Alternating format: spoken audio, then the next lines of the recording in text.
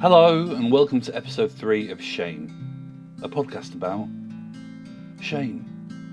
My name's James McMahon, and I have to say, it's been so lovely hearing the feedback from the series to date. I'm confident you'll find much that's interesting about today's episode. If you enjoy this episode, it would be great, properly brilliant, if you leave a review and a rating for the series, wherever you get your podcasts. It really helps in getting the series in front of other people. On episode 3 of Shame, I'm speaking to Julie Murray. If you get any interest at all in the true crime genre, and I do, despite having all sorts of moral reservations about it, then you'll know the name Maura Murray. Maura was a young American woman, just 21, who disappeared on the evening of February 9th, 2004, after a car crash on Route 112 near Woodsville, New Hampshire, a village in the town of Haverhill. To this day, her whereabouts remain unknown. At the time of her disappearance, she was a nursing student completing her junior year at the University of Massachusetts Amherst. Julie is her older sister and in recent years has been the voice of the Murray family in their enduring quest to learn what happened on that winter's night 17 years ago. Maura Murray is the internet's favourite missing person case. Yeah, I know that's an ugly collection of words. Her disappearance came about at a time when social media was in its very infancy. Writing for Boston magazine in 2014, the journalist Bill Jensen articulated this perfectly, saying, "Now, at least online, it often seems as there's no such thing as a cold case. But when Maura Murray disappeared, the social web was in its infancy. There was no YouTube, no Twitter. On the day Maura went missing, Facebook was 5 days old. And so you can read the history of her case as a parable about the evolution of online sleuthing. And because of this, the lives of the Murray family and of Maura, until the night she went missing, has been trawled over endlessly across the internet. Some of this has been useful, I think, but some of it not at all. All of this got me wondering what it's like to have your life made public domain. There's shame in there, right? And it's this that I'm talking to Julie Murray about today. We won't be discussing Maura's case in any real detail. It's too complicated to fit into one episode. And my friends Lance and Tim from the Missing podcast have covered the case in minute detail for the last half decade. It's also an ongoing investigation, and that's not the kind of journalist I am anyway. I'm no sleuth. But I care about people and I'm fascinated by emotions. I'm so pleased that Julie agreed to join me for a conversation today, and I so hope that she and her family find some answers and resolution to Maura's story someday. Thanks so much for talking to me. I've done a little preamble to this episode, and I have said that I'm not particularly... I don't think that talking much about what happened on the evening your sister went missing is really relevant to what I wanted to do with this podcast. I think it's, as you know, it's been covered endlessly elsewhere. And I'm quite interested in the true crime genre, although I have a lot of moral reservations about certain elements of it. And sometimes I question where it's useful and when it's not useful. And I guess that with this series, with it hanging on the notion of shame and an exploration of that emotion, I have thought a lot over the years when I have read and listened to podcasts and watched video about what happened to Maura. The big question mark, what happened to Maura? I have thought a lot over the years about what the impact must have been on the Murray family, of which you're a member of. Obviously, there is the enduring sadness that you don't know what happened and your sister is missing. But also, I wonder what it's like for, from what I can gather, a fairly regular family to suddenly have their lives become public domain. I know it's a big question, but what has that been like?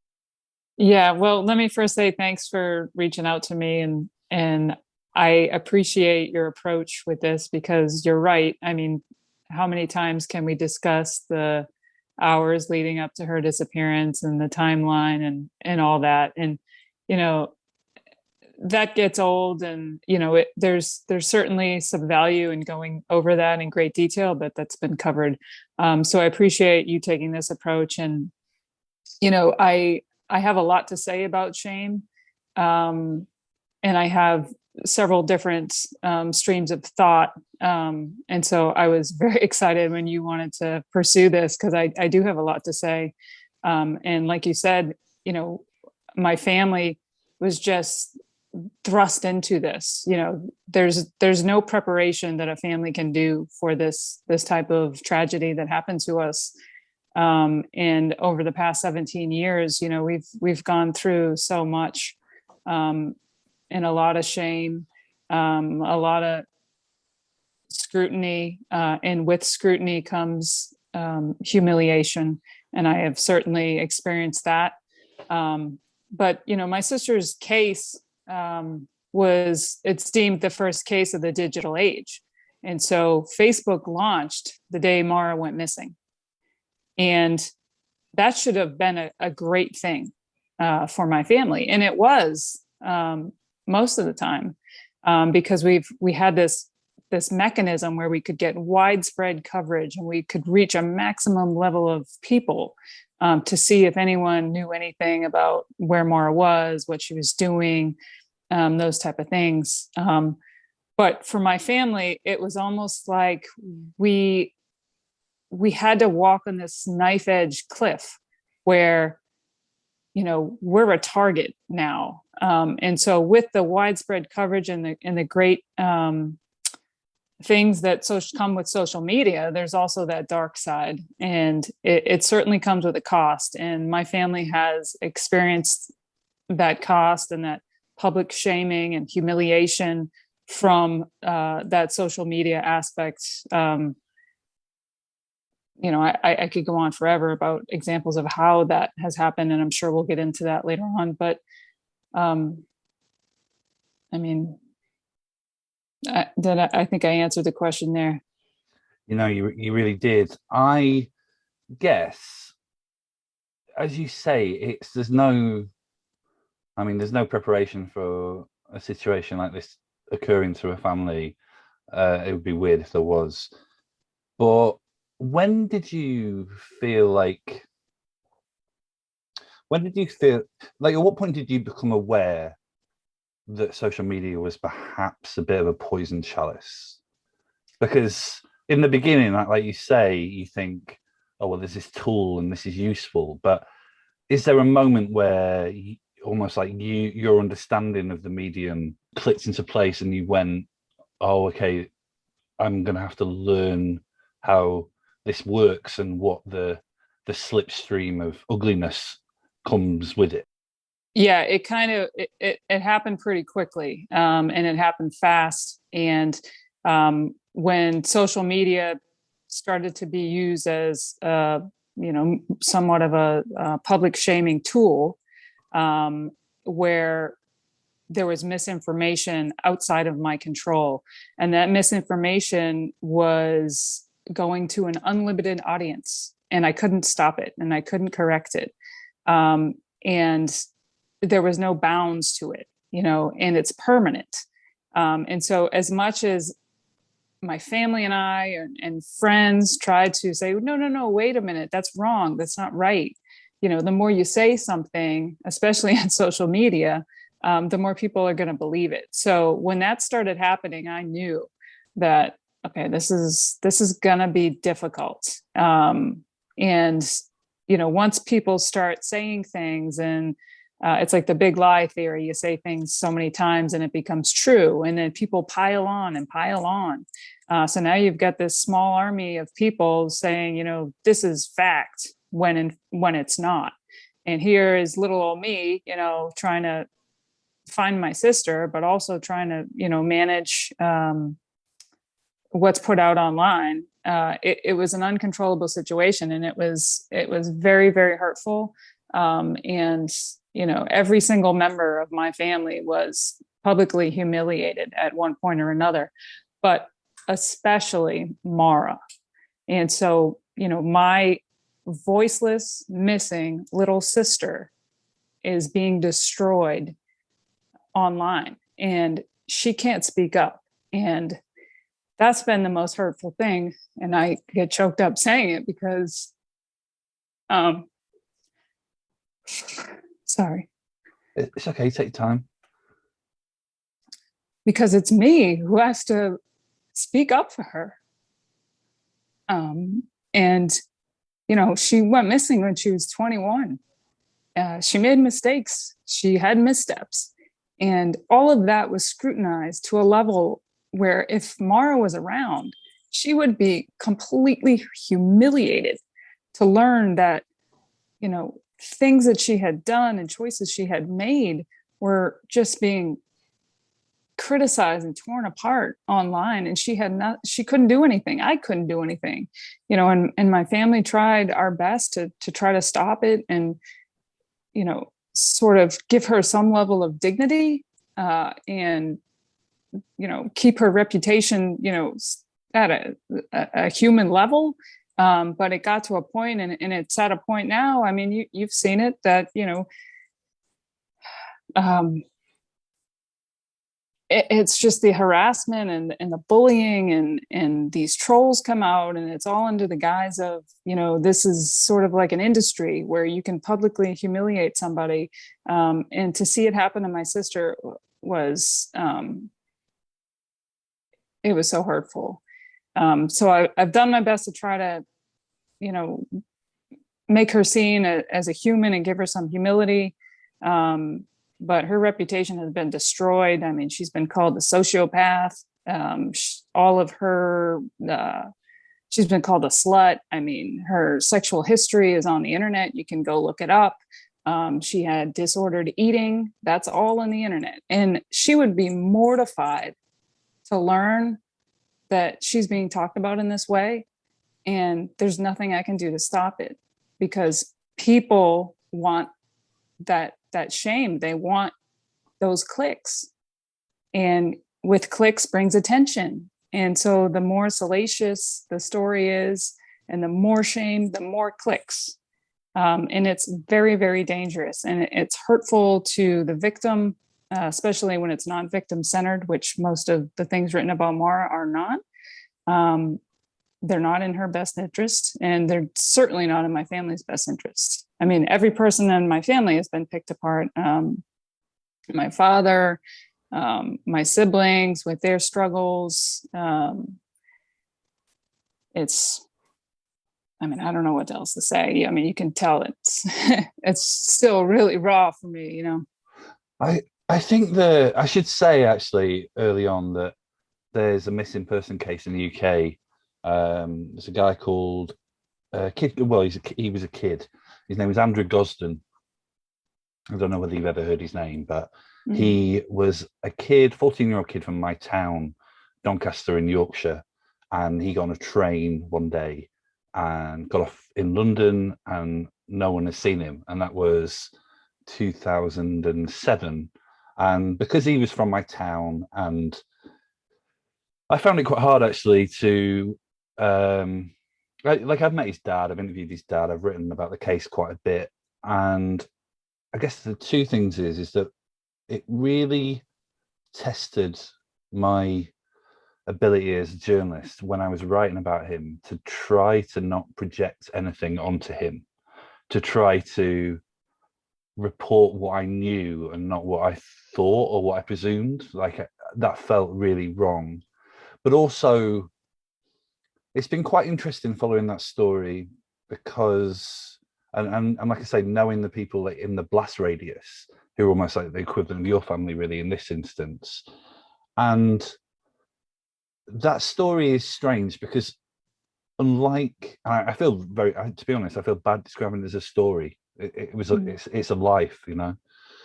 And that story is strange because there's no clues, there's no sleuthing that you can do.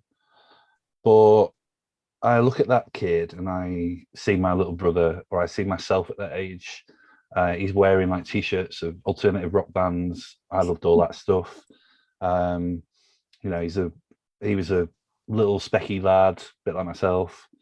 And every so often I will find myself at 3 a.m. on a Reddit forum listening to people hypothesize about what happened to him.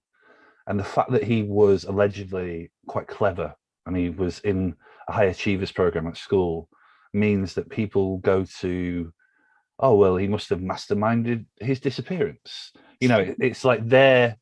And I think about it with Maura quite a lot because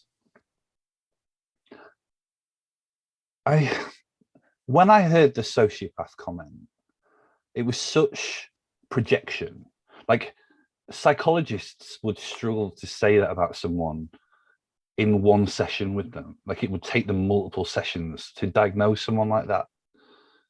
And what I sometimes think as well is that, as well as the shame, just how much that has affected any sense of calm and composure and purpose about the ultimate goal, which should be to find what happened, to learn what happened to your sister. Do you feel like that? Do you feel like that kind of discussion has made it harder to find Maura? That disinformation in the ether? Oh, absolutely. And that's one of the biggest challenges that we have. I mean, and it's that cliff edge that I walk. Like, I need the social media to get the word out, keep her name out. But at the same time, she's being called a sociopath based on nothing, zero, no medical history at all of that. And it just really dehumanizes her. And it's not fair, because she's not here to defend herself, but also now we have to defend her. I mean, she didn't deserve this. And for us to have to say, no, wait a minute, like, this is not true. We're wasting our time doing that type of thing. And I've tried to avoid that. And I've tried to stay away from Twitter debates because, you can't win a Twitter debate. And so I don't even engage. But, it would be a full-time job for me just to correct and police the internet, which, I'm desperate. I'm desperate. So I need all the help that I can get, because I don't know where Maura is, and we don't have any clues. And the police seem to have, kind of come to a dead end. And it's a very difficult balance for my family to maintain.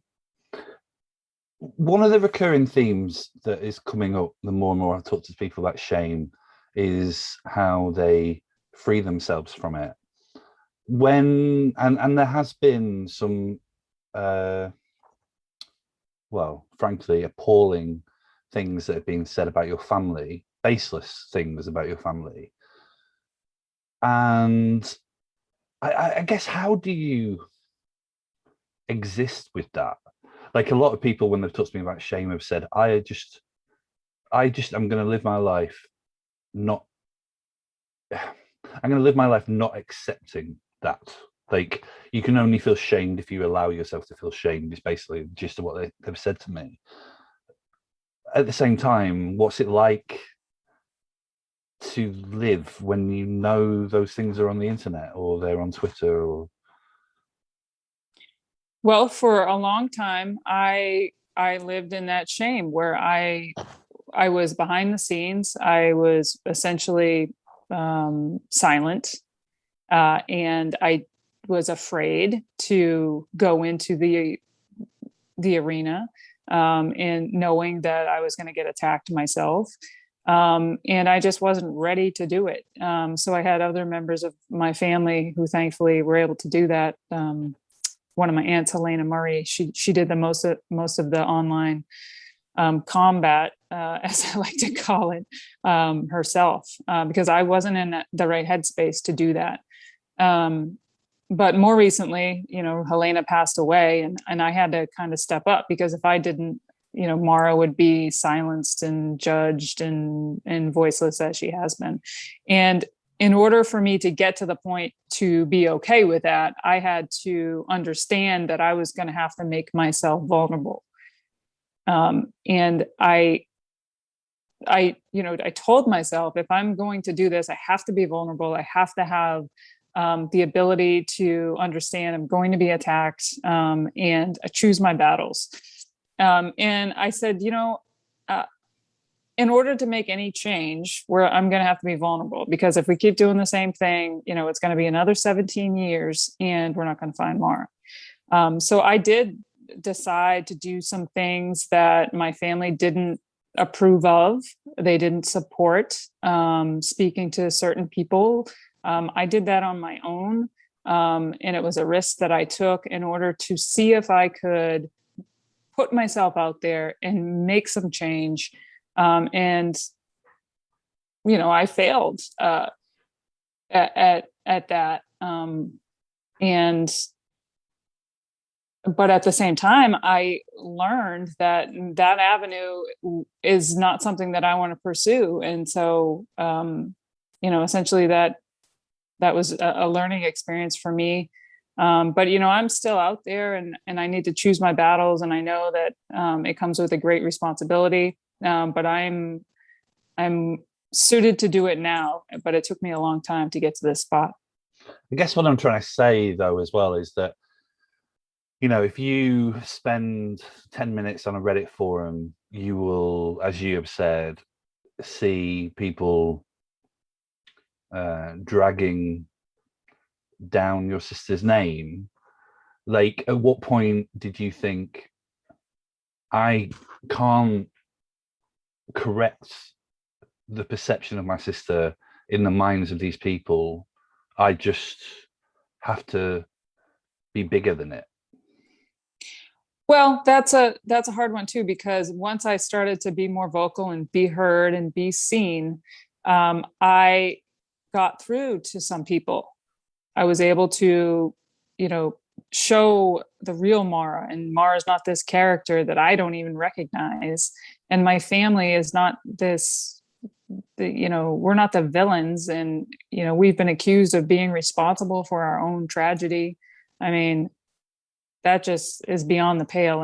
And so people are seeing that, and they reach out with compassion and empathy. And that has helped me and fueled me to continue on, to know that I'm reaching some people, and that's all that I can do. Yeah, no, totally. I think the other thing is, though, is who is looking after you? Who is, like, there's obviously, well, there's this industry of chaos that surrounds what happened to your sister, but I imagine, like irrationally, I would imagine that when someone goes missing, when someone passes, when someone's not around anymore, when there's a tragedy that occurs, people feel things, whether they're rational or they're irrational, about what they could have done differently. And who is helping you with that? Because I imagine that you do feel those things, whether they're justified or whether they're not. Oh, most certainly. I think any family of a missing person definitely feels that and blames themselves at one point or the other. I could have done this. I should have done this. If only I had called. But for me, thankfully, I have a really strong support system in my family. So as much as my family is vilified online on the internet, like we're this clandestine group out to protect the person that harmed my sister, it just ridiculous stuff. We are able to really come together. And my dad, bless his heart, he's getting up there in age, but he's been the commander of that and bringing us together. And I butt heads with my dad all the time, constantly. Like, I disagree with his approach. He disagrees with my approach. But at the end of the day, it's like, I love you, Dad. I love you, Jewel. We're gonna find Maura at some point. I've got my little brother, but for me personally, I have developed. Well, of course, I go to counseling because I have this, major tragedy that has been unresolved for so long. It does a number to your mental health, and then these attacks on me personally online are not healthy. But I have some healthy habits that allow me to sort of disengage with the internet world, which is not the real world. I do a lot of meditation. I work out a lot, and that's sort of my go-to thing. I also do fasting. I know it sounds crazy, but I do long-term fasting, which is really great for my mental health, where you just eliminate everything. And once you eliminate everything to include food, your world becomes a lot more clear. So that has helped me tremendously as well. Oh, that's really interesting. I didn't really know anything about that. Mm-hmm. One of the things that I think about this is I know Sarah Tunney a little bit, and I think it's been amazing recently how she is sort of let rip on the true crime genre a little bit from a perspective of a victim, and she's talked to me about how she has to marry, like the police in the situation that she's involved in. The police said to her, you have to go raise the profile of your missing sister, and so she's aware that it's a necessary evil, but she also now is not holding back, saying you guys have to respect the emotions and the people who are living this, who this is their reality. Do you get help from other people in your situation? Yeah, I mean, I consider Sarah a true crime hero. I've told her that. I connect with her. I'm gonna be recording with her. She's been phenomenal in terms of reaching out and support. There's other families of missing people and advocates. Jason Watts is one of them out in Texas with the Brandon Lawson case. There's tons of people that are in my situation, are in this kind of unique club where, we don't really all know what we're supposed to do, and there's no guidebook, and we're all kind of in this together. Early on, the Bish family, Molly Bish, they helped out with searching and things like that. So yeah, I mean, we're a small, close-knit community, and we certainly help each other. But I think, to get to your point, the problem that I see with true crime is this exploitation of other people's suffering and then capitalizing on that. So, monetizing other people's tragedy. It's again, it goes back to that cliff edge. It's like, you want the exposure, but what is it going to cost? And so when you take out those ethics, and you're just left with tragedy as entertainment, that's a problem. And I really appreciate the path that Sarah's taking in terms of saying, we need to have a conversation in the true crime space about ethics. And it needs to be victim-centered, because if you are not having the victim and their best interests in mind, then you're doing it wrong, and you're hurting people on the way. You're hurting people, real people, flesh and blood, right here, right in front of you. And there needs to be a change. I've heard the argument where people sort of rationalize their coverage and their content by saying, oh, well, we're just trying to find the truth. And while that is great, at what cost? There's a real family behind what's happening here.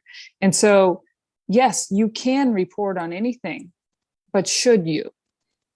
How much harm is it going to do to the living, breathing humans that are left in the wake of a tragedy? And people don't talk about it, just like people don't talk about shame. If we don't talk about it, that means all the more reason we should and we need to. So this is a bit of a weird tangent.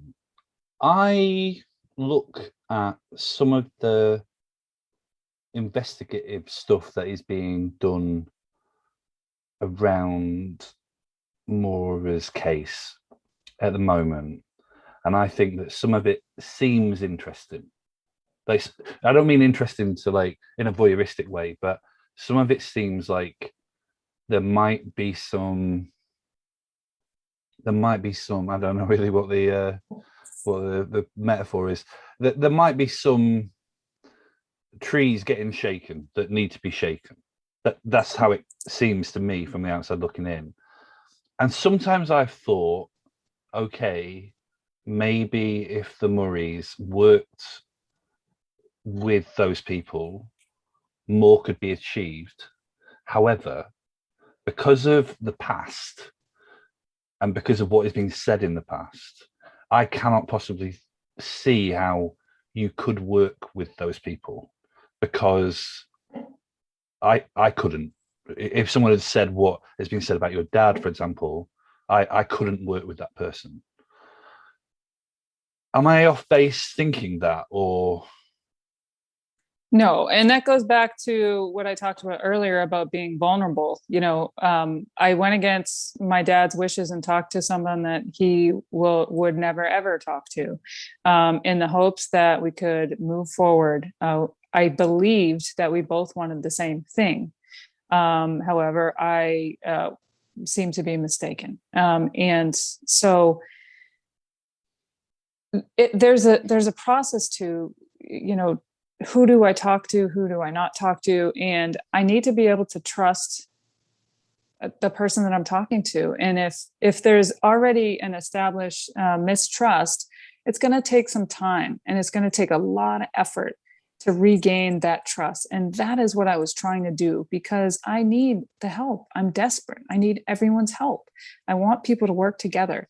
But if I can't trust you, if I'm going to send you an email and you're going to post it online, like, I can't, I don't know what to say to that. Like, I can't work with that type of behavior. It's unethical. It's not moral. And so I've tried. I really have. And it's sad. It's sad. The thing that, like I said, I didn't really want to broach on my thoughts or theories about anything, because I guess that when I have written about crime or missing people, I mean, if I'm being completely honest, I don't really like writing about crime, but I do like writing about missing people, because I do think that there is some use to that, and also there's some hope to that as well. Mm-hmm. But I do often think, I sometimes feel like there's a real arrogance with the true crime genre, where I think, like sometimes when I listen to interviews with PIs, and I just think that it's a real skill. It's a really analytical, data-driven skill, and that's something that I'm not capable of. But I do find emotions. I think I'm quite good at psychology. I think I'm quite good at emotions. And the thing that I always come back to with Maura is, I listened to a podcast interview where you talked about the song that she was listening to when she crashed the car. And it was that silly song from the early 90s, Get What You Give, I think it is. And when I think about that, I think that tells you more about who Maura is than anything that's been written, because that's a song at that moment in time in the early noughties that people were listening to and they were feeling really happy and upbeat. Like, so there's almost that moment crystallized. So all of this hypothesizing about what she did a year before, what she did 2 years before, what she did 3 years before. Like, if I got struck by lightning right now and someone went, oh, well, he's just been looking at an email from his dad. What's that gonna, that could happen, like, yeah. But that song, I always think of that song and I just think that is not an unhappy woman. Yeah. And I've tried to convey that to as many people that will listen, because I am one of the few people that actually knew Maura. And so when I speak about her as a person and the things that we have learned and, what CD she was listening to, that speaks to her character and who she was as a person. And I think, she made some mistakes. She was going through some troubles, but she was 21, so were you and I, Absolutely. And it wasn't anything to where she deserved any of this or, my family. But yeah, I mean, I wish I could speak to a larger audience about, that song. And that song is so meaningful to me. And I listen to it like, sometimes when I'm walking in wherever, a mall or a restaurant. One time I was in the dentist and it came on and it just freezes me. I'm just frozen. And I'm like, I get this feeling, this rush of emotion over me. And I don't know. I just wish people would look at Maura and my family as humans more than they do. I don't know whether I presume you've thought about this, but why do you think that the true crime community, I'm not mad on that word community, because I feel like community implies support and tenderness and empathy, and that just doesn't seem to be on display really with whatever the true crime community is.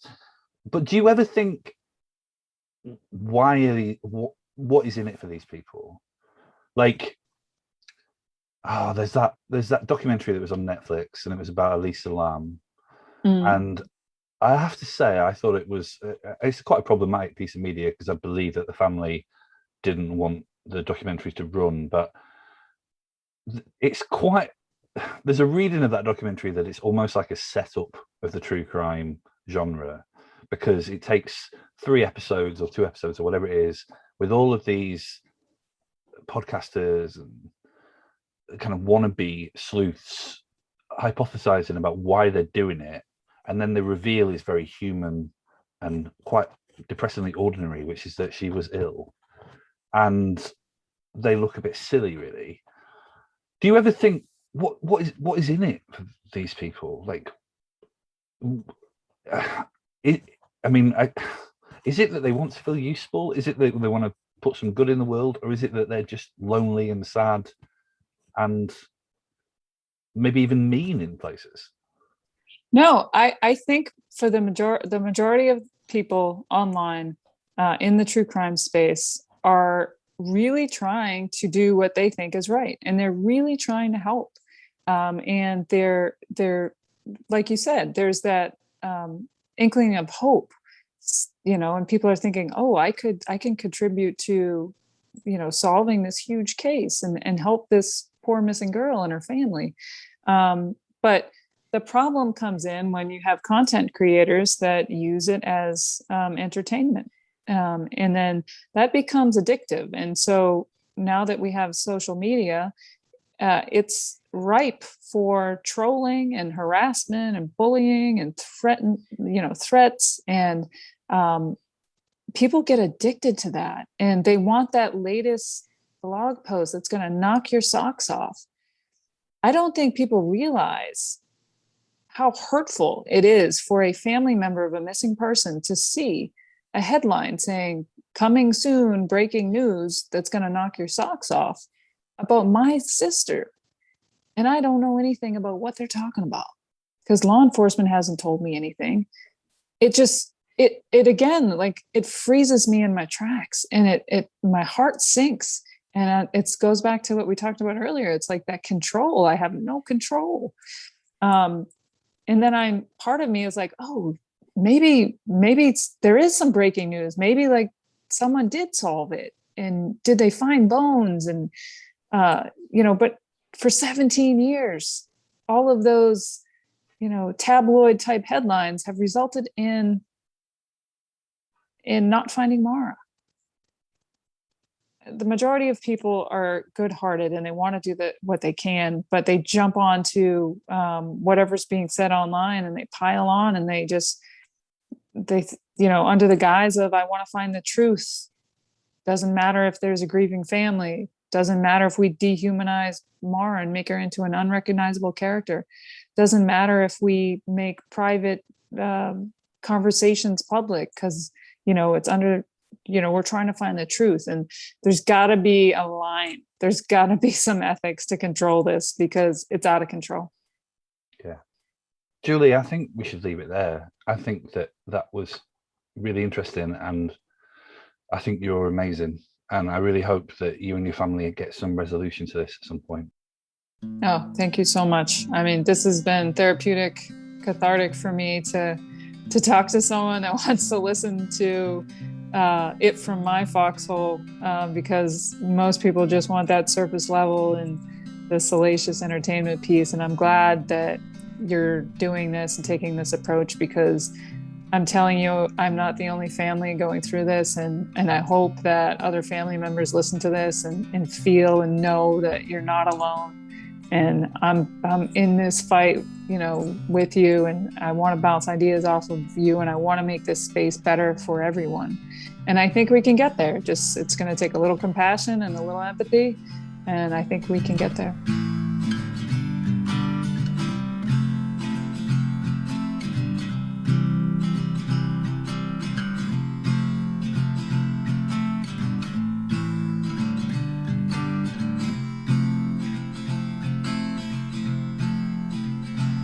I do this for a living, speaking to people, often about very difficult things.